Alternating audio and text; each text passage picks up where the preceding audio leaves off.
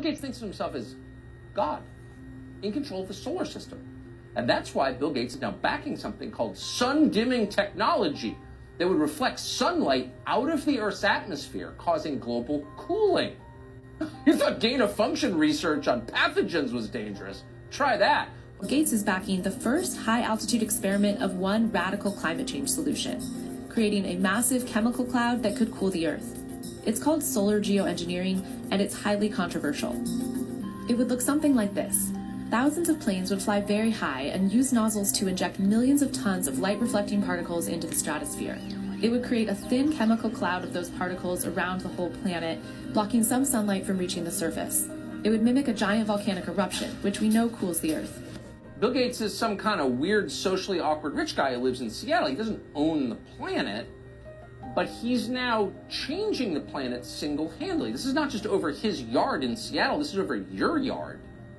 Two things real quick. If you see chemtrails in the sky, take a picture of them. Take a video of them. It's evidence.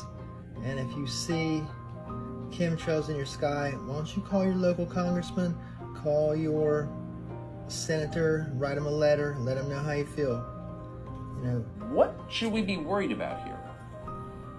I mean, basically everything. I mean, when I first heard about this over 2 decades ago, this was a thought experiment, but this is real. They're really trying to do this. They've encountered opposition in every step of the way.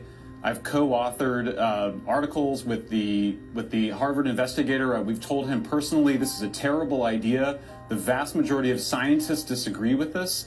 You have to remember what they're proposing to do is identical to what we feared would occur after nuclear war in the 1980s, which is nuclear winter. The idea is that you cool the planet deliberately. The effects on crops are completely unknown.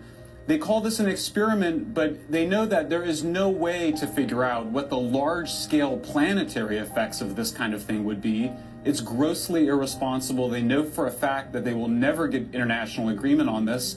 So they're basically trying to socialize the idea, normalize the idea, make us comfortable with an idea that should make us extremely uncomfortable. There are very few people, when you talk to them privately, that think this is a good idea. There's a lot of people that are very scared to speak out publicly because Bill Gates' influence is extraordinary.